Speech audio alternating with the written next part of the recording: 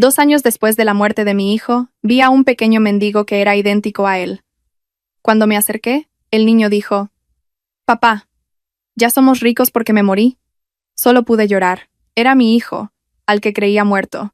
Antes de continuar con la historia, ayuden a que este canal siga creciendo dejando un me gusta, suscribiéndose y comentando desde dónde están escuchando esta historia. Si ya lo han hecho, ahora comenzaré la historia.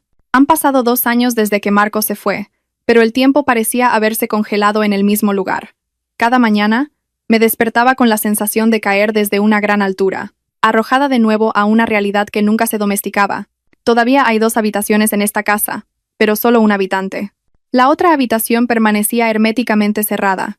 No me atrevía a tocarla salvo cada 2 semanas para quitar el polvo de la estantería de juguetes, solo para asegurarme de que el mundo aún no lo había olvidado por completo. Mi esposo, Ricardo, había vuelto a ser el hombre que era antes de tener a nuestro hijo, pulcro, ocupado, frío y, de alguna manera, más próspero. Salía de casa antes del amanecer y regresaba justo cuando yo estaba agotada de mi lucha contra la soledad. Cada vez que le preguntaba por qué llegaba tarde, su respuesta era siempre ligera y sin peso. Viajes de negocios. Andrea. El trabajo nunca para. No había intercambio emocional, ni la sombra de Marcos reflejada en sus ojos. Era como si el evento de hace 2 años no hubiera sido la pérdida de un hijo, sino un pequeño accidente que podía dejar atrás. Mi suegra, doña Pilar, era aún peor. Andrea, tienes que abrir tu corazón ya, me había dicho varias veces. Marcos estaba destinado a eso. No sigas aferrándote. A tu esposo le cuesta verte así. Nunca respondí.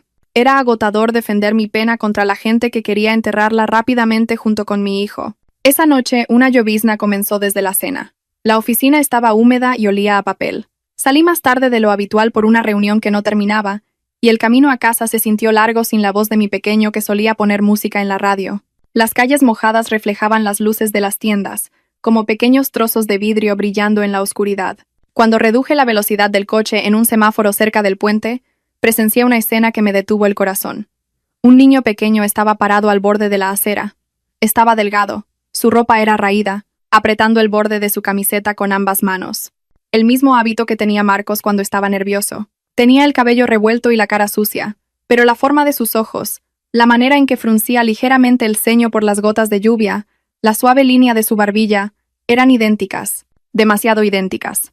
Bajé lentamente la ventanilla y me acerqué un poco más. Increíblemente, el niño inclinó la cabeza, pero un momento después, giró el rostro hacia mí. La mirada me atravesó el centro del cuerpo. Era como si el pasado que había vuelto a la vida estuviera mirándome en un cuerpo equivocado. Esa carita no era solo un parecido. Había algo en ella que me reconocía, que me entendía. Como si los 2 años perdidos nunca hubieran existido. El semáforo estaba a punto de cambiar a verde. La bocina de un coche detrás de mí sonó fuerte, sobresaltándome. El niño parpadeó una vez, lentamente, como una señal que no pude entender. Quería salir. Quería preguntar. Quería confirmar que no estaba alucinando debido a 2 años de añoranza podrida. Pero la bocina instó, el semáforo cambió, y mi cuerpo automáticamente presionó el acelerador. El coche avanzó lentamente, pasando al niño, pero mi cabeza permaneció en el mismo lugar. En la última mirada que crucé, el niño me miró con algo que ningún niño de la calle debería tener. La misma mirada profunda que Marcos tenía cuando me pedía dormir a su lado cuando tenía fiebre. La lluvia se intensificó durante todo el camino a casa, y los limpiaparabrisas se movían rápidamente de lado a lado. Pero mi visión seguía borrosa.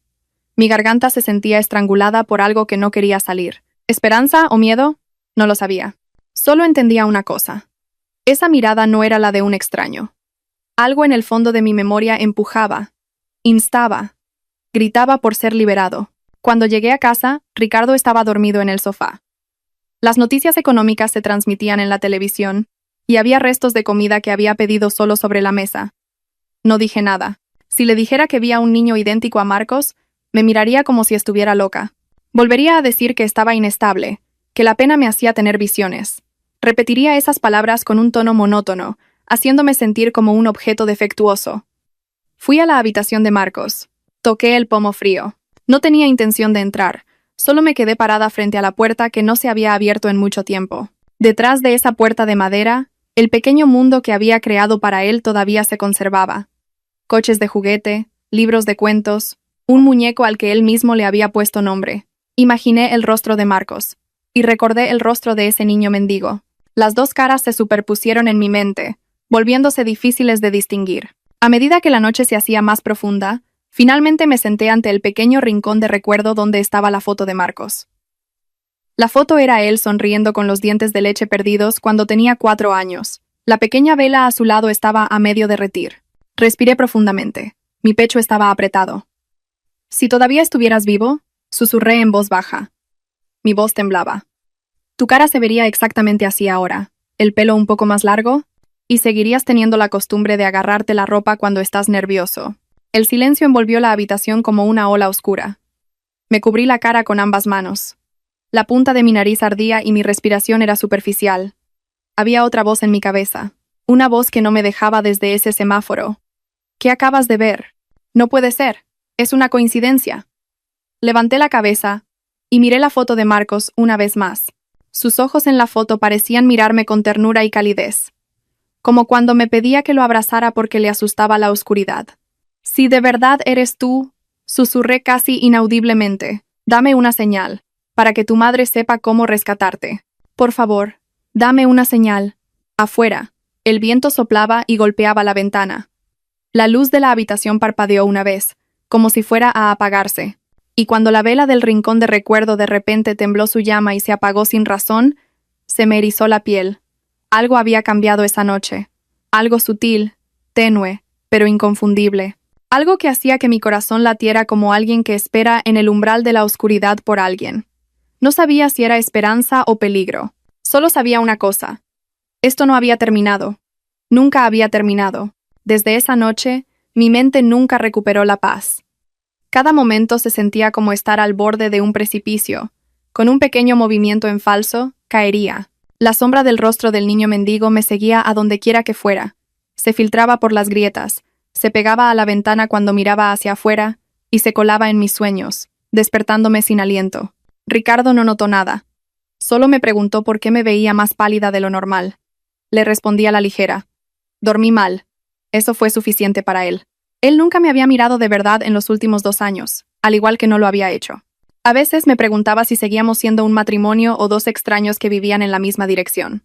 Esa tarde, intencionalmente tomé una ruta más larga para volver del trabajo. Conduje por el mismo camino que la noche anterior. Mi corazón latía demasiado rápido, demasiado fuerte, sintiendo que iba a salirse de mi pecho. Me detuve en el mismo lugar de ayer, el semáforo cerca del puente. La lluvia de hoy no era fuerte, solo una llovizna como niebla de agua. Y allí, en la esquina de la acera, el niño estaba parado de nuevo. La postura de su cuerpo era la misma, agarrando el borde de su camiseta y agitándolo ligeramente, un hábito que Marcos solo hacía cuando estaba nervioso o soportando el frío. Abrí un poco la ventanilla. Mi pecho se calentó. El mundo se hizo pequeño, centrándose solo en ese niño. Esta vez, la luz verde no me dejaría ir. Tan pronto como el semáforo se puso amarillo, estacioné el coche a un lado de la carretera y salí. Mis pasos temblaron mientras me acercaba a él. El niño se puso rígido inmediatamente, como si estuviera entrenado para huir de un extraño que se acercaba. Pero cuando la distancia entre nosotros se redujo a 2 pasos, se quedó inmóvil de repente. Sus ojos se abrieron y se fijaron en mí. Como si yo fuera alguien que conocía, o alguien a quien había conocido antes. Mi voz estaba atrapada. «Nico, ven aquí. La señora quiere preguntarte algo». No se acercó ni huyó. Lentamente me agaché, tratando de igualar su altura. Olía a agua de lluvia, tierra mojada, y el sudor de un niño que había pasado demasiado tiempo en la calle. Mis manos temblaron. Quería tocarlo, pero me contuve. Había algo en su rostro. La línea de sus cejas, la forma de su nariz, el ángulo de su boca me apretaron el corazón. La pequeña cicatriz sobre su ceja derecha, la misma pequeña cicatriz que Marcos se había hecho al golpearse contra la mesita de café en el salón, tenía un nudo en la garganta. «Nico, ¿cómo te llamas?». El niño abrió lentamente los labios. Su voz era muy pequeña, casi un susurro. «Señora, ¿papá ya es rico?». Gracias a que yo morí. El mundo se derrumbó a mi alrededor. El tráfico se desvaneció. El sonido de las motos cesó. El viento se detuvo. La frase se sintió como si me apuñalara directamente el pecho. Un líquido caliente humedeció mis ojos incontrolablemente. Me cubrí la boca para no sollozar, pero mi cuerpo tembló incontrolablemente. El niño parecía arrepentirse de haber dicho eso. Se cubrió la boca apresuradamente con el dorso de la mano. Un gesto demasiado adulto para un niño tan pequeño. Sus ojos miraron ansiosamente de izquierda a derecha, como buscando a alguien a quien temer. «Nico», mi voz se quebró. «¿Quién te dijo eso?». No respondió y dio medio paso hacia atrás. Desde la distancia, se escuchó la voz de un hombre adulto. Una voz áspera y feroz. «Nico, ven aquí. No te alejes». El niño se estremeció fuertemente. Sus hombros se tensaron y su respiración se aceleró. Me miró por un momento. Esa mirada llena de miedo era tan profunda que quise abrazarlo de inmediato y llevármelo lejos de quienquiera que lo hubiera roto. Pero antes de huir siguiendo la voz del hombre, dio medio paso hacia mí, lo suficientemente cerca como para susurrar cerca de mí. «Señora, no le diga a papá que me vio. ¿De acuerdo? Si no, me va a castigar». Me sobresalté como si me hubieran abofeteado con algo invisible. «Papá». Esa palabra golpeó mi corazón más fuerte que cualquier cosa en los últimos 2 años. No un vigilante, ni un señor, ni un hermano, sino papá. Mi cuerpo se tambaleó. «Nico, ¿quién es tu papá?». Forcé la pregunta con una voz casi extinta, pero el hombre de antes ya se había acercado y agarró el brazo del niño bruscamente. «Te dije que no te alejaras. Vamos a trabajar rápido». El niño inclinó la cabeza. Parecía acostumbrado a ser arrastrado así, pero antes de que su pequeño cuerpo fuera arrastrado por completo, me miró de nuevo. La misma mirada que Marcos tenía cuando temía quedarse solo en otra habitación. Quería perseguirlos, quería gritar, quería detener a ese hombre. Pero mis pies estaban clavados en el suelo. Me ahogué, mi cuerpo se congeló, y mi mente estaba en caos. Todo lo que pensé que había enterrado hace 2 años de repente reapareció, vomitando las heridas que había reprimido por la fuerza. Volví al coche con manos temblorosas. Me detuve a mitad de camino, apagué el motor y lloré en silencio. Volví a casa mucho después. La casa estaba oscura, solo una tenue luz encendida en el salón. Ricardo aún no había regresado. Fui al rincón de recuerdo de Marcos. Me senté en el suelo con el cuerpo aún tembloroso. Miré la foto durante mucho tiempo, como buscando una respuesta de esos pequeños ojos que una vez me miraron sin miedo. «Si de verdad eres tú», mi voz se quebró. «Mamá te encontrará. Mamá te traerá a casa». Silencio. Pero en ese silencio, sentí algo diferente a la noche anterior. No era pena ni desesperación. Por primera vez en 2 años, había algo pequeño, tenue, pero moviéndose en mi pecho. No era esperanza. Era algo más afilado. Duda. Y dentro de esa duda, había una pregunta que me hacía temblar entera. Si ese niño llamaba a alguien papá, ¿quién demonios era la persona de la que estaba hablando? Desde ese incidente, no pude dormir. Cada vez que cerraba los ojos, las palabras del niño golpeaban mi mente. «Papá, ya somos ricos porque me morí, señora». ¿Cómo podría un niño de la calle saber las palabras rico y muerte en una frase tan compleja? ¿Y cómo pudo hablármelo como si yo fuera parte de esa historia? A la mañana siguiente, me senté en la cocina durante mucho tiempo, mirando una taza de té que nunca toqué. Ricardo se estaba preparando para ir a trabajar, atándose la corbata en el salón. Observé en silencio su silencio, sus movimientos metódicos, cómo se ataba la corbata sin mirarse al espejo, como si se hubiera memorizado el contorno de su propio rostro. Después de la muerte de Marcos, apenas había observado a Ricardo. Yo estaba sumida en el dolor, y él estaba ocupado, viviendo la vida, arreglando los negocios, ocupándose de todo lo que yo había dejado porque estaba demasiado rota. Pero al mirar su espalda hoy, sentí una mano invisible apretando mi garganta. Recordé la última noche de Marcos en el hospital. El recuerdo llegó sin previo aviso, reproduciéndose como una película que no podía detener. Todo comenzó con una fiebre alta. Aún recuerdo a Marcos temblando en mi regazo esa noche. Su cuerpo estaba ardiendo como una pequeña bola de fuego. Estaba desesperada por llevarlo al hospital habitual. Pero Ricardo insistió en ir a otro hospital, que supuestamente tenía mejores instalaciones. «Tengo un médico conocido allí, Andrea. Así lo resolverán rápido», dijo. No pensé que fuera extraño. Cuando tu hijo está enfermo, tiendes a seguir a la persona que parece más segura. Y Ricardo parecía tan seguro esa noche. El hospital parecía limpio y ordenado, pero el ambiente era extrañamente frío. Las luces eran demasiado blancas, los pasillos demasiado silenciosos. El doctor Torres, quien estaba a cargo de Marcos, se acercó con un rostro inexpresivo, profesional, pero reservado. Esa era la única palabra que podía usar para describirlo. Reservado.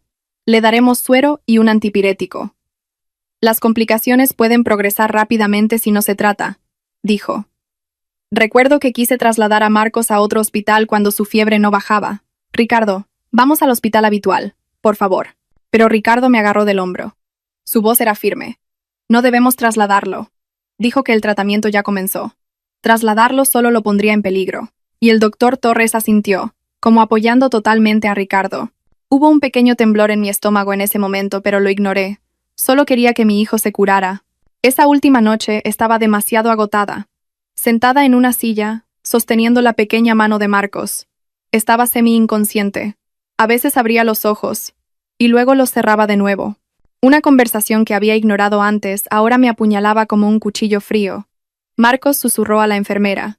Su voz era ronca, apenas audible. Si Marcos duerme mucho tiempo, ¿papá podrá pagar todas sus deudas? La enfermera me miró sorprendida, pero tan pronto como vio a Ricardo, se apresuró a bajar la cabeza, como si no debiera reaccionar. En ese momento, pensé que Marcos estaba delirando, pero ahora, esa frase se combinaba con la del niño mendigo de ayer, convirtiéndose en algo terrible. Papá, ya somos ricos porque me morí. Papá, muerte. Papá. La lista de palabras se unió por sí misma sin que yo tuviera que ordenarlas. Recuerdo haberme quedado dormida por un momento en esa silla del hospital. Cuando abrí los ojos, todo había terminado. El doctor Torres estaba parado al pie de la cama mirándome con una expresión casi vacía. Ricardo se acercó y me abrazó con fuerza. Andrea, Marcos se fue, dijo. Recuerdo haber gritado y sacudido el pequeño cuerpo ya inmóvil de Marcos. Le rogué que me permitiera ver su rostro por más tiempo, pero el médico se negó. Lo siento, señora. Por protocolo debemos cerrar el ataúd rápidamente. Hay fluidos corporales saliendo. No es bueno dejarlo abierto por mucho tiempo. Fluidos rojos, dijo. Recuerdo que Ricardo apresuró el funeral. Él se encargó de todo. Yo no firmé nada. Estaba demasiado destrozada para darme cuenta. Y ahora era más claro. Ricardo y el médico siempre estuvieron en el mismo espacio. Una voz, un ritmo, una decisión. Excepto una cosa, mi decisión. Yo no decidí nada sobre la muerte de Marcos. Todo fue hecho por mí. El recuerdo me arrojó de vuelta a la cocina. Me di cuenta de que me faltaba el aliento, como si hubiera corrido una larga distancia. Ricardo, que se estaba poniendo los zapatos, me miró de reojo. Andrea, ¿qué pasa? ¿Por qué estás tan pálida? Negué con la cabeza. Nada. Se levantó y se arregló la camisa. Si piensas en Marcos con demasiada frecuencia, te resultará más difícil recuperarte. Tienes que saber diferenciar entre la realidad y tus pensamientos. Esa voz, la misma voz de hace 2 años, la voz que me hacía sentir pequeña y frágil, pero ahora, esa voz me hizo darme cuenta. Ricardo no era solo indiferente. Ricardo temía que yo empezara a preguntar. Me miró fijamente durante mucho tiempo, como evaluando si mi mente estaba despejada o si era peligrosa para él. Y por primera vez, vi algo en sus ojos. Algo que nunca había visto cuando todavía éramos una familia completa. Vigilancia. Me saludó y cerró la puerta. Pero antes de que la puerta se cerrara por completo, escuché a través de la rendija que estaba teniendo una breve conversación telefónica con alguien. Sí, ella está volviendo a ponerse extraña. Pero no te preocupes. Si sigue así, está a salvo. ¿A salvo? ¿De qué? La puerta se cerró. Mi cuerpo tembló. Pequeños recuerdos que antes había dejado pasar ahora volvían como piezas de un puzzle encajando en su lugar. Y cuando todo comenzó a conectarse, solo había una pregunta que se clavaba en mi mente como un clavo. Si de verdad hubiera perdido a Marcos esa noche, ¿por qué no me permitieron verlo por más tiempo? Más aún, ¿qué demonios pasó mientras yo dormía? La pregunta creció en mi cabeza, ahogando todos los demás sonidos, dejando solo una única conclusión, aterradora pero ya innegable. La muerte de Marcos era demasiado pulcra, demasiado rápida, demasiado oportuna para ser llamada destino. Desde esa mañana, mis pensamientos ya no pudieron calmarse. Cada palabra del niño mendigo, cada recuerdo de la última noche de Marcos en el hospital y cada pequeño detalle sobre Ricardo de repente comenzaron a entrelazarse como un ovillo de hilo que de repente encontraba un patrón oculto. Era como si una mano gigante hubiera estado presionando mi cabeza bajo el agua, y por primera vez en 2 años, salí jadeando a la superficie. Ricardo regresó tarde esa noche. Un tenue aroma a perfume caro que nunca usaba antes flotaba débilmente de su cuerpo. Parecía cansado, pero no el cansancio de alguien que ha trabajado duro. Más bien el cansancio de tener que proteger demasiadas cosas con firmeza. Me reuní con un cliente, dijo, dejando el maletín. El trabajo fue mucho hoy. No respondí. Observé cómo arreglaba sus documentos, su nuevo reloj, sus nuevos zapatos. el nuevo teléfono en su mano. Durante estos 2 años, muchas cosas nuevas habían aparecido en nuestras vidas. Cosas demasiado caras para el estado de los negocios de Ricardo de antes. Pero cada vez que preguntaba, la respuesta era siempre la misma. Es porque el proyecto salió bien, Andrea. ¿Qué era ese proyecto que salió bien que llegó inmediatamente después de la muerte de Marcos? Mientras él se duchaba, abrí su cajón. Había varios sobres bancarios y extractos de transacciones, con sumas que no eran sensatas. No las toqué. Solo vi que la cantidad era demasiado grande para ser el resultado del negocio de Ricardo, que estaba casi en bancarrota hace 2 años. Un sobre estaba ligeramente doblado y sobresalía. A través de esa pequeña abertura, vi un número que inmediatamente debilitó mis manos y rodillas. Cientos de miles de euros. Exactamente la cantidad que Ricardo necesitaba para pagar sus deudas de antes. Escuché el sonido de la puerta del baño abriéndose y cerré el cajón rápidamente. Por primera vez en mucho tiempo, sentí miedo. No miedo a Ricardo, sino miedo a la posibilidad de que todo lo que había pensado que era destino pudiera haber sido un plan. Varios días después, fui al banco para gestionar los informes financieros de mi empresa. La empleada de atención VIP me recibió. Me sonrió amablemente y dijo palabras que congelaron mi cuerpo. Señora, ¿cómo está ahora? Espero que esté más estable después de recibir ese gran pago del seguro en aquel entonces. Lamento mucho lo de su hijo de nuevo. Me quedé parada, aturdida. El ruido de la oficina desapareció de repente. Lo siento. ¿Qué seguro? Mi voz se atascó. La empleada ladeó la cabeza y buscó en sus archivos una póliza de seguro médico y de vida a nombre de su hijo. El pago fue bastante grande. Su esposo se encargó de todo el papeleo. La póliza se hizo aproximadamente 1 año antes de la muerte de su hijo. 1 año antes. Eso significaba que Ricardo había contratado ese seguro sin mi conocimiento. Antes, cuando nuestra situación económica era mala, Ricardo siempre decía que no podíamos permitirnos pagar ni siquiera la prima del seguro para sí mismo. Me quedé inmóvil, y el mundo se encogió de nuevo. ¿Quién pagó las primas?, pregunté con voz temblorosa. Su esposo, el contratante de la póliza. Él también era el beneficiario principal. Luego, la empleada agregó en un tono cauteloso, como pidiendo disculpas. Ese pago del seguro era tan grande, debería ayudar a las finanzas familiares. Finanzas familiares, pago de deudas, remodelación de la casa de sus padres. Coche nuevo para su hermano, suerte de proyecto o suerte de muerte. Regresé a casa con las manos frías y la cabeza que seguía zumbando. Cuando Ricardo regresó esa noche, reuní coraje para preguntar. En un tono suave, como si solo quisiera una confirmación trivial. Ricardo, ¿teníamos un seguro para Marcos? Se detuvo en el umbral de la cocina. Su mirada cambió por un momento, rápida, pero notablemente. ¿Dónde escuchaste eso? Tragué saliva. En el banco. Rió brevemente. Una risa que ocultaba algo. Ah, Andrea, eso es solo un seguro de salud básico. No te lo dije porque pensé que no tendrías fuerzas para ver papeleo en ese momento. Me encargué de todo. ¿Por qué no me lo dijiste? Mi voz era suave, pero por dentro temblaba. Andrea. Se acercó y me miró desde arriba. ¿Qué te pasa? Pensé que estabas mejorando. Pero aquí vamos de nuevo. Tienes que saber que aún no te has recuperado. Me quedé en silencio. Ricardo me miró como a una paciente en un delirio. Si sigues hablando así, la gente podría malinterpretar. No me hagas parecer un hombre con una esposa inestable. Esa palabra, inestable, la misma palabra que le dijo al doctor Torres hace 2 años. También le dijo esa palabra a su madre. También se la dijo a mi familia, como si quisiera construir una narrativa sobre mí. Gaslighting. Borrado de rastros. Control de la narrativa. Todo era demasiado familiar, demasiado pulcro. Ricardo entró en la habitación y cerró la puerta. Me quedé parada en la cocina durante mucho tiempo, mirando el suelo vacío, dándome cuenta de algo que había ignorado hasta ahora. Ricardo no era solo deshonesto. Ricardo estaba ocultando demasiado, y cada vez que me acercaba a la verdad, elegía la forma más segura. Hacerme parecer una loca. Esa noche saqué mi teléfono y abrí un contacto antiguo. Abogada Ruiz, la abogada de la familia que había sido muy cercana a mi difunto padre. Mi mano tembló mientras marcaba. Después de varios timbres, la voz firme respondió. Sí, Andrea. Miré al suelo, tratando de contener el temblor en mi pecho. Abogada, necesito ayuda. La voz de la abogada Ruiz se volvió seria de inmediato. ¿Qué sucede? Respiré profundamente. Luego dije en voz baja, como una confesión que había intentado enterrar durante 2 años. Abogada, creo que. Marcos no murió de verdad. Hubo un breve silencio al otro lado del teléfono. Y luego la voz de la abogada Ruiz sonó muy baja, muy cautelosa, pero también muy segura. Nos vemos mañana. Y pase lo que pase, no le digas nada a nadie. Colgué el teléfono con las manos frías. Afuera, el viento agitó las cortinas suavemente. La casa se sentía diferente, como si todas las paredes albergaran un secreto que yo no había visto hasta ahora. Y por primera vez, sentí que algo se movía bajo la superficie de mi vida, algo que había esperado pacientemente ser descubierto, algo que exigía ser abierto, porque la verdad siempre encuentra una grieta, como un fluido rojo que intenta salir de una herida cerrada.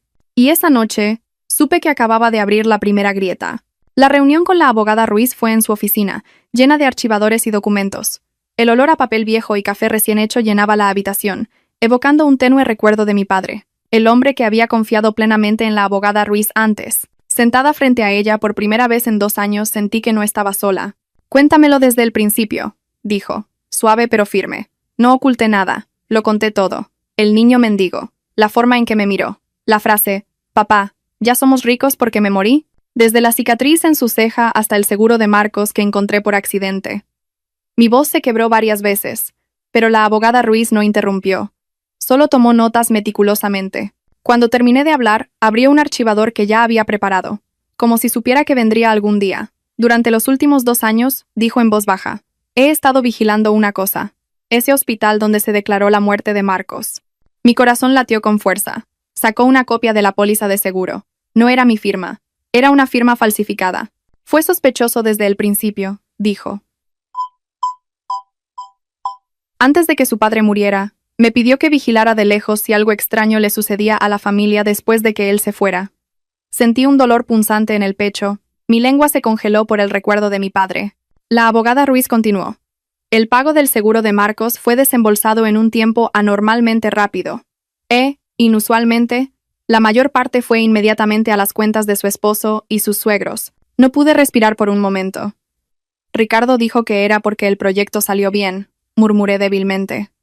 La abogada Ruiz me miró fijamente durante mucho tiempo. Andrea, ¿dónde hay un pago de proyecto que se desembolsa días después de la muerte de un hijo? Me quedé en silencio. El mundo se sentía como si se estuviera desmoronando bajo mis pies. Eso no es todo. Hay otro informe. La abogada Ruiz empujó otro documento. En ese hospital, en los últimos 2 años, hubo varios casos de niños que murieron repentinamente, y varias semanas o meses después, nuevos niños de la calle con características muy similares aparecieron. Me quedé helada, como si estuviera diciendo, la muerte era solo un registro, no una realidad. El sonido del aire acondicionado en la habitación se sintió demasiado fuerte. Mis oídos zumbaban. Yo no era la única que sentía que algo andaba mal. Había un patrón, había rastros, y detrás de todo eso, había una estructura oscura. La abogada Ruiz tomó su teléfono. Me gustaría presentarte a alguien. Un momento después, la puerta se abrió y entró un hombre uniformado. Su rostro me resultaba vagamente familiar. Físico firme. Ojos penetrantes pero no amenazantes. Es el inspector Vázquez, dijo la abogada Ruiz. Su padre ayudó a su familia hace años. Es un hombre que tiene una deuda que pagar. El inspector Vázquez se sentó en la silla de al lado. He escuchado parte de la historia, y tengo fuertes sospechas de que esta organización no es pequeña. El hospital es solo una de las entradas. Tragué saliva. El inspector Vázquez me mostró varias fotos de redadas de niños de la calle que había hecho. Una foto borrosa aplastó mi corazón como una gran roca. Era el niño mendigo de ayer. Ropa harapienta, rostro sucio. Pero era él, este niño. Mi voz casi se extinguió. Lo llamamos Nico, dijo el inspector Vázquez. Tiene incoherencias sobre sus orígenes. Dijo que vivía en un lugar que olía a medicinas. Un lugar todo blanco. Podría ser un hospital. Temblé. Y una cosa más. El inspector Vázquez me miró seriamente. Ha mencionado un nombre. Mar. No Marcos. Pero fue suficiente para sospechar que la identidad del niño podría haber sido cambiada. La habitación parecía dar vueltas. La abogada Ruiz dijo, si de verdad es Marcos, no podemos hacer un movimiento en falso. Estas personas borran los rastros rápidamente. Si sospechan que sabemos, pueden trasladar al niño a otro lugar. ¿Qué debo hacer entonces? Mi voz se quebró. Necesitas acercarte al niño de nuevo, respondió el inspector Vázquez. Pero con mucha cautela. Lo vigilaremos de lejos y buscaremos quién lo controla. Mi vida de repente se sintió como un tablero de ajedrez oscuro. Cada movimiento tenía que ser exacto. Un error arruinaría todo. Respiré profundamente. Si de verdad es Marcos, no me importa cuán grande sea la organización, lo traeré de vuelta.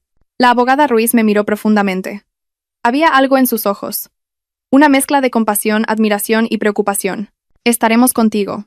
Pero Andrea, tienes que estar preparada para enfrentar una realidad que puede ser muy dolorosa. Asentí, aunque mi cuerpo temblaba. Si le pidieron al niño que fingiera su muerte, continuó el inspector Vázquez. Eso significa que estas personas tienen control total sobre su vida. Necesitamos saber quién es la persona a la que llama papá. Esa palabra, papá, me apuñaló de nuevo. ¿Papá de quién? ¿Ricardo? ¿Otro? ¿O alguien que dirige esta oscura organización? Cerré los ojos, tratando de recuperar el aliento. El mundo que solo había mirado de lejos estaba comenzando a revelar su oscuridad. Había un hospital, había una fundación, había niños desaparecidos, había dinero fluyendo, había una firma falsificada, y en el centro de todo, Marcos o Nico, o quien quiera que fuera, fue obligado a convertirse en otra persona. El inspector Vázquez se inclinó ligeramente hacia mí. Comenzamos esta noche. Vuelve a ese semáforo. Te seguiremos de lejos. Asentí. El miedo y la determinación chocaron en mi pecho, porque por primera vez sentí que mis pasos se dirigían directamente al centro del secreto que se escondía detrás de la tragedia que solo había pensado que era destino. Pero ahora lo sabía. El destino nunca es tan limpio, tan pulcro, tan silencioso. Había una mano que lo manipulaba, y esta noche tocaría esa mano por primera vez. Esa noche, la ciudad parecía contener la respiración. El cielo estaba nublado sin lluvia, y el aire estaba húmedo con el olor a asfalto recién secado. Las farolas reflejaban una luz amarilla pálida, como si se iluminaran a sí mismas. Conduje lentamente hasta el semáforo cerca del puente, el lugar que había cambiado toda mi vida hace 2 semanas. Dentro de mi chaqueta, había un pequeño micrófono escondido que me había dado la abogada Ruiz. Es ilegal, pero es para protegerte, dijo. El inspector Vázquez y otros 2 miembros de su equipo me seguían a varias cuadras de distancia, disfrazados de conductores normales. Pero incluso sabiendo que alguien me estaba vigilando, el paso que tenía que dar seguía siendo solo. Estacioné mi coche un poco lejos del punto original para no ser detectada. El semáforo acababa de ponerse en rojo cuando bajé. Fingí comprar una bebida en un puesto de la calle. Mi corazón latía tan fuerte que era un milagro que otros no lo escucharan. Y allí, el niño estaba sentado con las rodillas dobladas en la acera, dibujando algo en el suelo con el extremo de una pequeña rama. Cuando me acerqué, inmediatamente enderezó su cuerpo y se abrazó las rodillas, como preparándose para huir, pero su mirada me atrapó. Esos ojos, que una vez miré mientras le daba sopa, ahora me miraban con una mezcla de miedo y una añoranza reprimida. Nico, lo llamé en voz baja. Se mordió los labios. Un gesto característico de un niño nervioso. El gesto de Marcos. Me agaché lentamente, asegurándome de no hacer movimientos bruscos para que no huyera. La señora solo quiere comprarte comida. Eso es todo. Si quieres. Se quedó en silencio. Luego se levantó lentamente y asintió levemente. Un movimiento más parecido a una pregunta que a una respuesta. Sonreí débilmente, conteniendo el terremoto en mi pecho. Caminamos a un pequeño restaurante no muy lejos del semáforo. El inspector Vázquez vigilaba de lejos, fingiendo comprar cigarrillos en la tienda de al lado. En la mesa del restaurante, pedí arroz y un plato de huevos fritos para él. Comió con avidez, pero de una manera ordenada, como un niño que había sido enseñado a tener modales antes. Sentí que algo se rompía en mi pecho. Una mezcla de amor, herida y miedo. Intenté iniciar una conversación. ¿Dónde vives, Nico? Se quedó en silencio mirando su plato. No puedo decirlo. ¿Quién te lo prohibió? Sí. Vi. Se mordió el labio inferior. La gente. Me van a castigar si hablo. Traté de no preguntar demasiado rápido. ¿Recuerdas cuál era tu nombre original, antes de que te llamaran Nico? Frunció el ceño, tratando de recordar. Solo recuerdo que me llamaban Mar a veces, y a veces Cos. Pero olvidé el nombre completo. El mundo pareció detenerse por un momento. Mar. La voz en mi cabeza sonó como un tambor de guerra. Contuve la respiración para no perder el control. ¿Con quién vivías antes? Pregunté de nuevo. Con cautela. Él me miró. Sus ojos estaban húmedos. Antes tenía una mamá. Casi me desmayo. Pero, susurré, casi temiendo escuchar la respuesta. Pero mi mamá desapareció. Me cubrí la boca con el dorso de la mano para contener el sonido que estaba a punto de explotar. Continuó en voz baja. como repitiendo algo que un adulto le había enseñado. No debo decir que tengo una mamá, y debo decir que soy huérfano. Me mordí el interior de la mejilla hasta que sentí un sabor punzante. ¿Quién dijo eso? El niño bajó la cabeza bruscamente. Papá. Esa palabra me golpeó de nuevo con una fuerza destructiva. ¿Qué papá? No pude contenerme de hacer la pregunta, aunque sabía que podía hacerlo callar. Me miró fijamente durante mucho tiempo. Mucho tiempo. No era la mirada de un niño de la calle. Era la mirada de alguien que conocía el dolor de la pérdida pero no sabía cómo expresarlo. Papá dijo que si dormía mucho tiempo, papá podría pagar la deuda, dijo en voz baja, como leyendo una nota de memoria truncada, y luego desperté en un lugar blanco que olía a medicinas. Mi cuerpo tembló. ¿Despertaste en el hospital? Mi voz se quebró. El niño asintió, pero cuando desperté, papá no estaba. La gente dijo que yo estaba muerto, así que tuve que ser Nico. Mis manos cubrieron mi boca. Mis hombros temblaron violentamente. Continuó en voz baja. Si me encuentro con mi verdadera mamá, no debo decirlo, porque entonces papá se enojará. Hubo un largo silencio entre nosotros. De lejos, el inspector Vázquez observaba con rostro tenso. Y de repente, se acercaron pasos pesados. Un hombre con una camisa oscura apareció desde la parte trasera del restaurante. El mismo vigilante de antes. Su rostro estaba rígido, su mandíbula tensa. Sus ojos me miraron con recelo, mientras hablaba con el niño. Nico, ¿qué estás haciendo? Vuelve, vamos, dijo con voz áspera. El niño se puso rígido inmediatamente, pero antes de levantarse, se acercó a mí y susurró rápidamente, muy rápido, como alguien que podría no tener otra oportunidad. Mamá, no le digas nada a nadie, ¿de acuerdo? Se supone que debo parecer muerto. Me quedé helada. No podía moverme, no podía respirar. La frase se sintió como si me cortara el cuerpo por dentro. Se supone que debo parecer muerto. El hombre agarró bruscamente el brazo del niño. El inspector Vázquez se levantó de lejos, pero no se movió de inmediato. Sabía que no debíamos hacer que el vigilante sospechara más esta noche. Solo pude ver cómo el niño se alejaba. Sus pequeños pasos eran tambaleantes, pero miró hacia atrás una vez. Me miró con ojos llenos de un mensaje no dicho. Tan pronto como desaparecieron en la esquina, el inspector Vázquez entró inmediatamente en el restaurante y se sentó frente a mí. Su rostro era serio, su respiración superficial. Señora, dijo en voz baja, creo que hay un 90% de posibilidades de que sea Marcos. Me cubrí la cara con ambas manos y lloré en silencio. El inspector Vázquez agregó, pero si nos apresuramos, pueden trasladar al niño de nuevo. Necesitamos derribar su organización de una vez. Tenemos que hacerles creer que usted no sabe nada. Asentí, temblando. Mi corazón estaba lleno de dolor, esperanza y miedo. Porque esa noche, por primera vez, al final de 2 años de oscuridad, había visto la luz. Pero esa luz estaba justo en medio del nido de la oscuridad. Después de ese último encuentro, el sueño ya no era algo que pudiera disfrutar. Cada vez que cerraba los ojos, la carita de Marcos, o Nico, aparecía en la oscuridad, llamándome con una voz tenue. Se supone que debo parecer muerto. La frase no solo desgarró el corazón de una madre, sino que abrió el delgado velo que cubría mis 2 años de vida. Hoy, estoy sentada en el despacho del inspector Vázquez con la abogada Ruiz y el inspector. El olor a café fuerte y papel húmedo llenaba la habitación. El inspector Vázquez estaba de pie frente a un gran tablero lleno de fotos, documentos y líneas rojas que se conectaban entre sí. Empecemos por la primera puerta, dijo el inspector Vázquez. El hospital. Contuve la respiración. Esa palabra era suficiente para que mi cuerpo se estremeciera. El inspector Vázquez puso un gran archivador sobre la mesa y lo abrió lentamente. Encontramos el mismo patrón de muerte que el caso de Marcos. Señaló las fotos de 3 niños. Sus rostros estaban borrosos, pero sus edades eran similares a cuando Marcos se fue. Estos niños fueron registrados como muertos repentinamente. Todos fueron tratados por el doctor Torres, y todas las familias recibieron un pago de seguro que no conocían antes. Apreté la silla con tanta fuerza que mis dedos se pusieron blancos. La abogada Ruiz continuó. En los registros de la administración del hospital, hay varios registros que han sido eliminados, o para ser más precisos, forzados a desaparecer. Pero encontramos un archivo incompleto que se mantuvo manualmente.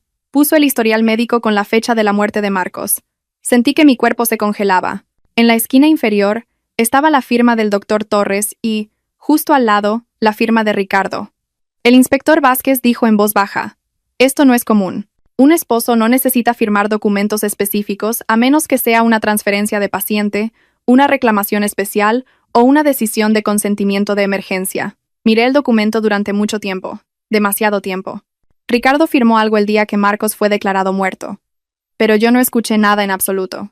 El inspector Vázquez presionó un botón del mando a distancia. La pequeña pantalla de televisión en la habitación se encendió. Mostró una grabación de CCTV del hospital a la que solo se podía acceder internamente. Un vídeo que había obtenido después de mucho esfuerzo. El vídeo en blanco y negro mostraba el pasillo del hospital hace 2 años. La hora marcaba las 4:07 a.m. El inspector Vázquez detuvo la grabación en un fotograma. Me quedé mirando la pantalla, sin respirar. Allí estaba Ricardo, caminando rápidamente hacia la habitación del doctor Torres con un archivador marrón. Horas después de que Ricardo me informara que Marcos había muerto. ¿Por qué estaba él allí? Susurré con voz casi extinta. Nadie respondió. Porque la respuesta era demasiado obvia y demasiado horrible para decirla en voz alta. El inspector Vázquez continuó la grabación. Varios minutos después, una mujer vestida de traje con una identificación con el logo de Fundación Infantil apareció. Entró en la misma habitación. Y luego, el vídeo mostró a 2 enfermeras empujando una pequeña cama cubierta con una manta hasta la cabeza. Temblé violentamente. Eso no es un ataúd, ¿verdad? Mi respiración se cortó. No lo es, dijo el inspector Vázquez. No lo es.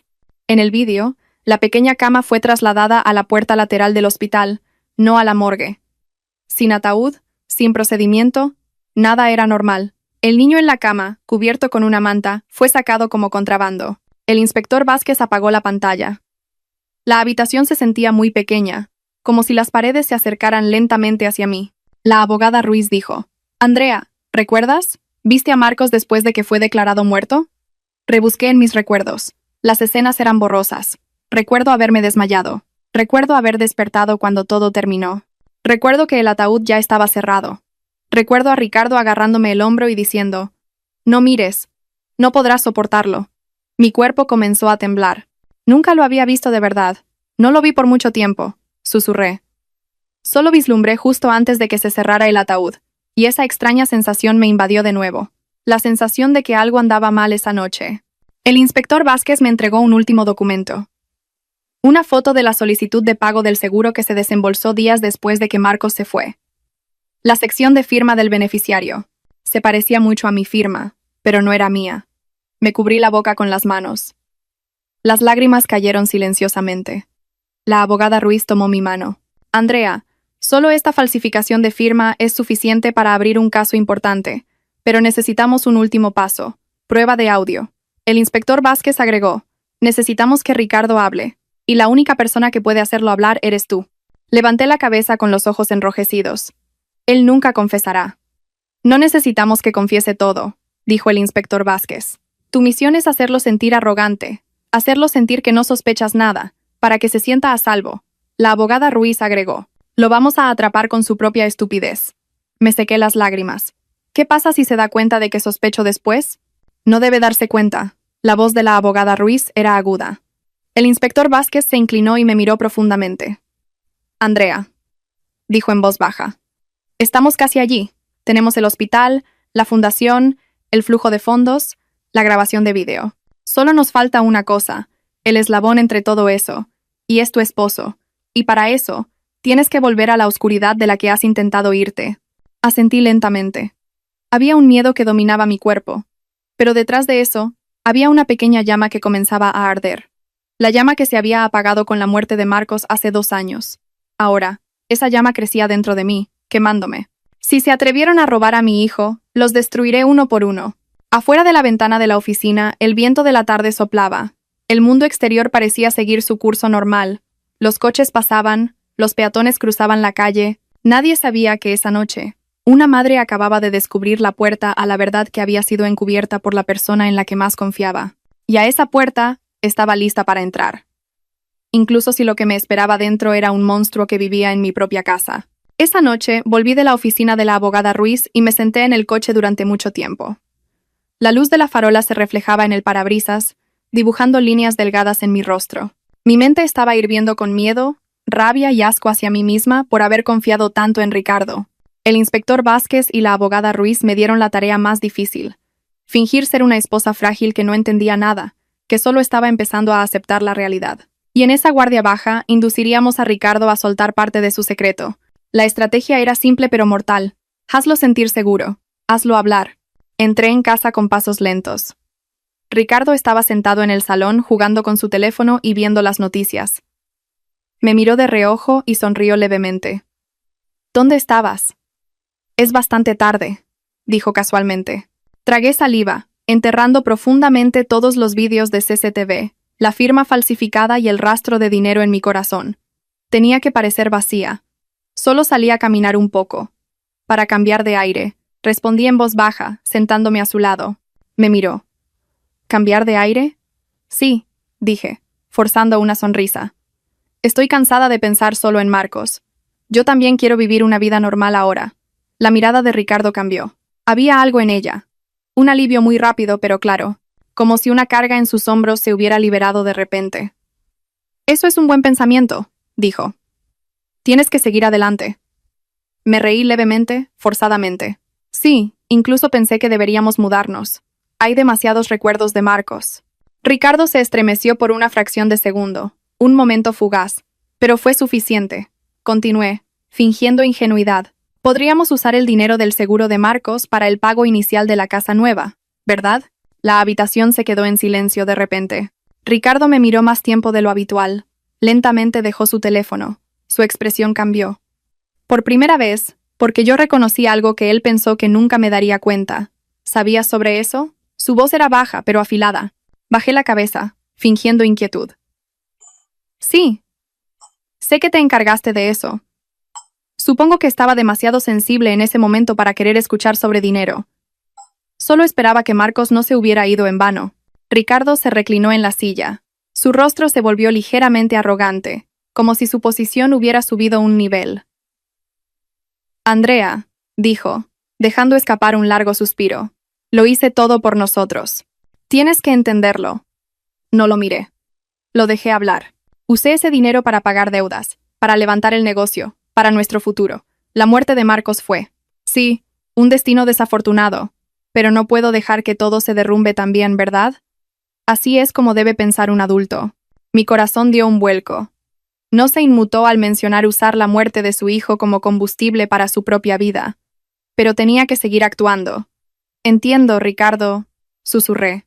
Solo quiero que volvamos a ser felices. Quiero ayudar. Él mordió el anzuelo. Exactamente como había predicho la abogada Ruiz, el orgullo de Ricardo era el arma que podía apuñalarlo. Bien, dijo con alivio. Finalmente estás siendo realista. Se reclinó cómodamente jugueteando con su teléfono. Has sido demasiado sentimental todo este tiempo. Si sigues así, la gente dirá que eres inestable. Especialmente si dices cosas raras sobre Marcos. Esa frase de nuevo. La misma frase que usó hace 2 años para callarme. ¿Marcos? Fingí confusión. ¿Qué quieres decir? Ricardo se rió en voz baja. Bueno, eres propensa a decir cosas como si escucharas la voz de Marcos o que Marcos aparece en tus sueños. A menudo eras extraña, Andrea. Por eso tuve que encargarme de todo antes.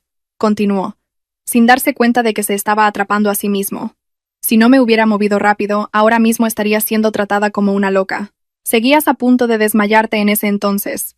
Por eso tuve que tomar decisiones rápidas sobre el funeral, los documentos, todo. Documentos. La declaración que más necesitaba para vincular a Ricardo con esa noche. Bajé la cabeza aún más, interpretando a la esposa frágil y culpable. Lo siento, Ricardo. Si te causé dificultades. Sí, ahora estás hablando con sensatez.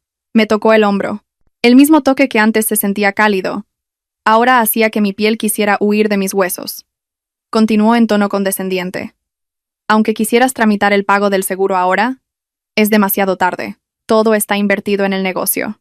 Pero no te preocupes, el rendimiento es bueno. El rendimiento es bueno. Rendimiento de la muerte, de la firma falsificada, del hijo que nunca fue enterrado. Sentí que mi cuerpo temblaba. Pero tenía que aguantar. Tenía que actuar hasta el final. Ricardo, susurré en voz baja. Solo quiero que seas completamente honesto conmigo. ¿De verdad usamos ese dinero para pagar la deuda, verdad? Ricardo me miró. Y en su mirada había algo de lo que estaba orgulloso, una pequeña arrogancia nacida del alivio. Asintió débilmente. Sí, y todo está resuelto. Tienes que aceptarlo. No preguntes más.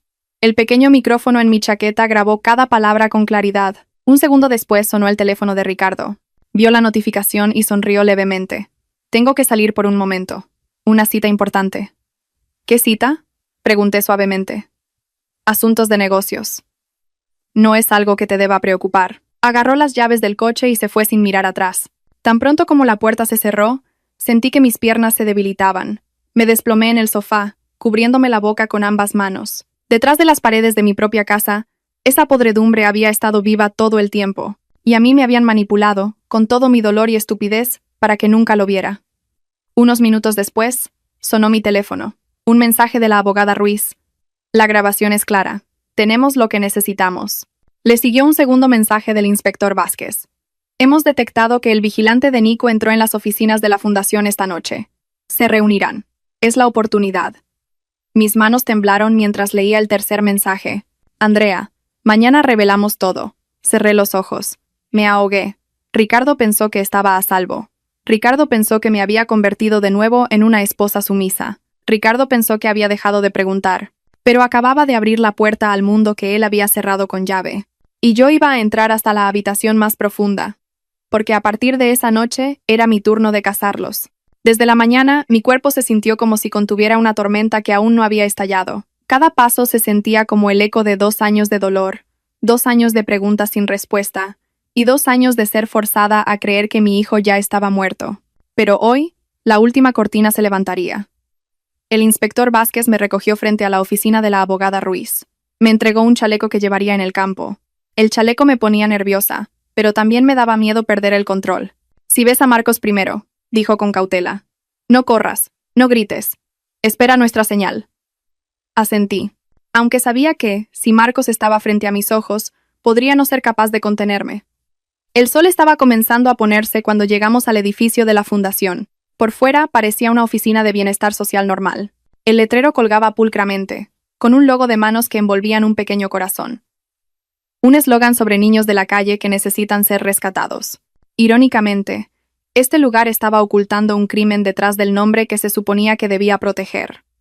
El equipo del inspector Vázquez ya estaba en posición. Estaban esperando la señal de una transacción de fondos entre la fundación, los intermediarios de niños y el personal del hospital. Esa era la señal de que todas las figuras importantes estaban en un solo lugar. En el coche de vigilancia, miré la pequeña pantalla que mostraba el CCTV portátil que el inspector Vázquez había instalado alrededor del edificio. En una esquina, el hombre vigilante que había arrastrado a Nico antes, ahora estaba llevando a varios niños a la puerta lateral, y en medio de ese pequeño grupo, había un cuerpo pequeño con ropa oversize de colores desvaídos. Su cabello estaba más largo que la última vez que lo vi, pero reconocí la silueta por la forma en que caminaba, lenta, cautelosa, como si estuviera lista para retroceder en cualquier momento si había peligro. Marcos, mi hijo. Contuve la respiración hasta que me dolió el pecho. Presioné mis rodillas hasta que mis dedos se pusieron blancos. Señora, cálmese, me recordó el inspector Vázquez, pero su voz sonaba distante. Marcos fue empujado a una habitación interior. El hombre vigilante entregó un sobre grueso a una mujer vestida de traje con el logo de la fundación. Hablaron rápidamente. La voz del dispositivo de escucha llegó a nuestro coche. Los documentos de estos 3 niños están listos para ser enviados desde el hospital, dijo la mujer. ¿Y el padre de Marcos?, preguntó el hombre vigilante. Recibió su parte. Temblé. La fundación, el hospital, Ricardo, todos estaban entrelazados como un laberinto oscuro. El trato estaba a punto de cerrarse. El inspector Vázquez dio una pequeña señal con la cabeza. Ahora. En segundos, los coches de policía se acercaron desde 3 direcciones. El equipo entró por la puerta principal, la lateral y la trasera. Pasos pesados llenaron el pasillo. La mujer de traje se dio la vuelta asustada. Los otros empleados también. El hombre vigilante trató de huir por la puerta lateral, pero fue atrapado por 2 policías. Gritos, ruidos de colisión y objetos cayendo se mezclaron en uno. Salí del coche tan pronto como el inspector Vázquez lo permitió. Mis pies temblaron al entrar en ese pasillo, pero me obligué a seguir adelante. Entré en la habitación donde se reunían varios niños. Sus ojos estaban llenos de pánico, confusión y miedo, y en medio de ellos estaba la carita que me había llenado de una añoranza que no se apagaba cada noche durante 2 años. Nico, o Marcos, o ambos, o el niño que robaron de sí mismo. Estaba parado abrazándose los codos. Su cuerpo estaba rígido, la vigilancia se había ido, pero el miedo seguía profundamente arraigado. Lo llamé en voz baja. Marcos. Se dio la vuelta lentamente. Sus ojos se abrieron. Había algo en ellos que rompió inmediatamente todos los muros de mi corazón. Reconocimiento sin palabras. Mi cuerpo se acercó a él por sí solo. Cuando la distancia se redujo a un paso, Marcos dudó un momento, y luego, de repente, se abalanzó contra mi vientre, abrazándome con fuerza. Mamá. Su voz se quebró. Ya no puedo fingir que estoy muerto. Cubrí su rostro con mis manos, conteniendo el llanto que brotaba de todas las heridas que había reprimido durante 2 años. Lo abracé, como si al soltarlo un poco, fuera a desaparecer de nuevo. Su cuerpo estaba delgado, pero cálido. Vivo. El inspector Vázquez se inclinó ligeramente hacia mí. Señora, tenemos que trasladar al niño a un lugar seguro primero, para que la investigación pueda proceder. Asentí, sin dejar de abrazar a Marcos. Mamá está aquí. Mamá no se irá. Después de que los niños fueron evacuados, la policía incautó documentos, listas, registros financieros y contratos ilegales con el hospital. Y en la habitación trasera se encontró un archivador lleno de documentos falsificados de niños que supuestamente estaban muertos, pero nunca fueron enterrados. Uno de ellos era el documento de Marcos. Contuve la respiración al verlo. La sección de causa de muerte solo se rellenaba superficialmente, y la sección de consentimiento familiar estaba firmada 2 veces por Ricardo. La abogada Ruiz me agarró del brazo. Con esto, se acabó para ellos. La investigación se llevó a cabo en la comisaría de policía. Una de las empleadas de la fundación finalmente se derrumbó. Lloró. Su voz temblaba, pero sus frases eran claras. Solo soy la registradora. Solo hice lo que me ordenaron en el caso de Marcos. Fue clasificado como un caso especial. El padre mismo lo entregó. La madre no sabía nada. El médico se encargó de ello. Me cubrí los oídos, pero la voz seguía penetrando. Marcos se sentó en mi regazo, agarrándome la mano con fuerza, como si temiera que yo desapareciera de nuevo. Besé la parte superior de su cabeza, dejándolo sentir el calor que había perdido durante 2 años. El inspector Vázquez vino con noticias. Hemos asegurado todas las pruebas, señora. El hospital, la fundación, la organización que trasladó a los niños, y el señor Ricardo. El juicio puede proceder pronto, asentí, acariciando el cabello de Marcos. Desde la sala de interrogatorios de al lado, se escuchó el sonido de alguien siendo forzado a sentarse. El sonido de una silla arrastrándose. La voz de un hombre que conocía, pero que se volvía más afilada cuando tenía miedo. Ricardo. Fue llevado para ser interrogado. La ola de emociones en mi pecho golpeó el muro de mi alma que se había agrietado. Ricardo me abrazó cuando Marcos se fue. Ricardo dijo que no quería verme destrozada. Ricardo manipuló todo para que pareciera inestable. Y esta noche, la verdad estaba justo detrás de una delgada pared. Miré la puerta de la sala de interrogatorios. Marcos agarró mi ropa. Mamá, ese señor no puede llevarme de nuevo, ¿verdad? Besé su frente. No, cariño. Nunca jamás. Marcos asintió lentamente, como si solo pudiera creerlo después de escucharlo directamente de mis labios. Y cuando giré mi mirada, vi a Ricardo a través del cristal de la sala de interrogatorios, forzado a sentarse, con el rostro rígido y las manos esposadas. Por primera vez, parecía un ser humano que había perdido el control de su propia mentira. Y mi corazón, que había estado lleno de dolor, añoranza y alienación durante 2 años, finalmente susurró: Ahora es tu turno, Ricardo. Todo lo que enterraste será desenterrado hasta el fondo. El día del juicio llegó como un amanecer que había esperado y temido durante mucho tiempo. El cielo matutino parecía pálido, como conteniendo la respiración junto con las docenas de personas que entraban al edificio del tribunal. Los periodistas se reunieron frente a la entrada principal. Las cámaras se encendieron, los micrófonos apuntaron como lanzas buscando la primera sangre. Pero hoy, yo no era la que tenía que esconderse. Hoy, la verdad se sentaría en el estrado de los testigos, y la mentira se sentaría en el banquillo de los acusados. Agarré la mano de Marcos mientras entrábamos en la sala de espera. Estaba más pulcro. Su cabello estaba corto, y sus mejillas habían comenzado a engordar después de unos días en un lugar seguro. Pero sus ojos aún tenían un largo trauma que no desaparecería fácilmente. Mamá, ¿papá también estará allí más tarde?, preguntó en voz baja. Me arrodillé para que nuestras caras estuvieran cara a cara. Sí, cariño, pero estás a salvo. Papá no puede llevarte de nuevo. Nunca. Marcos asintió. Pero pude ver el delgado miedo que aún vivía detrás de su mirada. El miedo que le habían inculcado durante 2 años. Un miedo que solo podía desaparecer cuando la justicia detuviera de verdad los pasos de las personas que le habían robado la vida. El inspector Vázquez apareció detrás de la puerta. Es hora. La sala del tribunal estaba llena pero fría. Ricardo estaba sentado en el banquillo de los acusados. Su rostro estaba pálido, pero aún trataba de parecer estoico. El doctor Torres estaba a su lado, y varios funcionarios de la fundación estaban sentados en fila. Todos tenían el rostro ceniciento. El fiscal comenzó el juicio con una voz resonante mientras se presentaban las pruebas. Estamos aquí con pruebas de la simulación de la muerte de un niño, falsificación de documentos, recepción ilegal de pagos de seguros y participación en una organización de explotación infantil. Ricardo enderezó sus hombros, tratando de parecer inquebrantable, pero su mirada hacia mí ya no era la de un esposo que conoce a su esposa. Era una mirada llena de miedo y odio, porque su mentira había sido desenterrada. La grabación de nuestra conversación fue reproducida. La voz de Ricardo llenó la sala.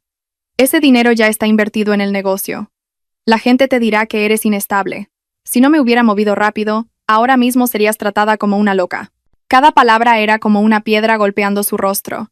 Y se reprodujo el vídeo de CCTV del hospital. Ricardo entrando en la habitación del doctor Torres. La mujer de la fundación llegando con documentos. La pequeña cama cubierta con una manta siendo arrastrada por la puerta lateral. La sala se alborotó. Ricardo cerró los ojos. Su rostro estaba rígido. El doctor Torres intentó excusarse. Eso es. Pero el juez lo detuvo. El vídeo no miente. Y una empleada de la fundación, casi sollozando, testificó con voz temblorosa, derrumbando la defensa restante. En los registros internos, Marcos nunca fue registrado como cadáver. Fue trasladado inmediatamente para el procedimiento de cambio de identidad. Su padre lo entregó personalmente con su firma. Apenas podía respirar. Y el juez llamó el nombre que solo había podido llamar en oración durante 2 años.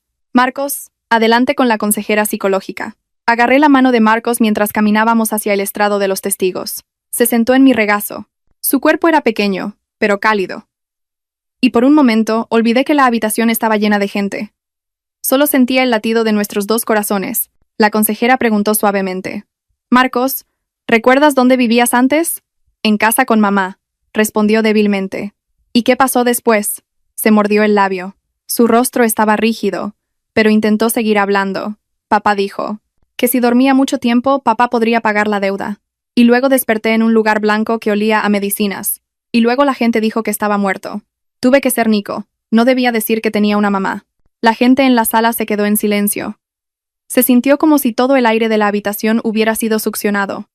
Lo abracé con fuerza, dejando que mis lágrimas cayeran silenciosamente sobre su cabello. Ricardo se levantó. Gritó desde el banquillo de los acusados, con el rostro enrojecido. «Es mentira. Ese niño está diciendo lo que le dijeron que dijera». El juez golpeó el martillo con fuerza. «Acusado». Silencio. Pero Marcos, el pequeño niño que se vio obligado a desaparecer durante 2 años, miró a Ricardo con una mirada mucho más adulta que su edad. «Tengo miedo de papá. Ya no quiero dormir mucho tiempo». Sus palabras fueron simples, pero destrozaron todas las defensas de Ricardo como un frágil cristal. Después de eso, todo pareció moverse rápidamente. El juez golpeó el martillo y leyó el veredicto provisional. Detención de Ricardo, el doctor Torres y los funcionarios de la fundación. Las sentencias se determinarían a través de procedimientos legales adicionales, pero la evidencia ya era muy fuerte. La sentencia no era lo importante para mí. Lo más importante era que Marcos ya no estaba en sus garras. Las siguientes semanas pasaron como una nueva vida que se sentía extraña. Mi casa ahora estaba llena de los pequeños pasos de Marcos de nuevo. Su risa aún no había regresado por completo, pero estaba empezando a creer que estaba a salvo. El procedimiento de divorcio avanzó rápidamente. Gracias a todas las pruebas, el tribunal me otorgó la custodia total. Incluso parte de los activos de Ricardo fueron confiscados para compensar el daño que nos había causado a Marcos y a mí. La casa, la herencia de mi padre, se convirtió en el lugar donde empezamos de nuevo. Cada mañana, Marcos se sentaba a dibujar en la mesa. Cada noche, leía un cuento antes de que se durmiera para que supiera que el mundo no siempre era oscuro. 2 meses después de que el caso se cerró, estaba parada frente a un nuevo edificio con un letrero que me hizo humedecer los ojos. Fundación Niños de Vuelta a Casa, apoyada en su totalidad por el resto de la herencia de mi padre. A mi lado, la abogada Ruiz me dio una palmada en el hombro. Es un buen comienzo, Andrea. No solo sobreviviste, cambiaste. El inspector Vázquez se acercó con un nuevo archivador. Hay otros casos de niños desaparecidos. Necesito el punto de vista de una madre. Marcos corría por el patio con ropa nueva que él mismo eligió. Su cabello ondeaba, y sus pasos eran finalmente ligeros, como un niño que había vuelto a ser niño. Corrió hacia mí y tiró de mi ropa, como solía hacer. Mamá, si más tarde hay un niño perdido, dile que no tenga miedo de volver a casa, ¿de acuerdo? Lo levanté y lo abracé con fuerza. Sí, cariño. Ayudaremos a esos niños a volver a casa. El viento de la tarde agitó las pequeñas banderas frente al edificio de la fundación. El mundo entero parecía suspirar de alivio. El círculo del dolor finalmente se cerró. El círculo de la esperanza estaba comenzando a abrirse.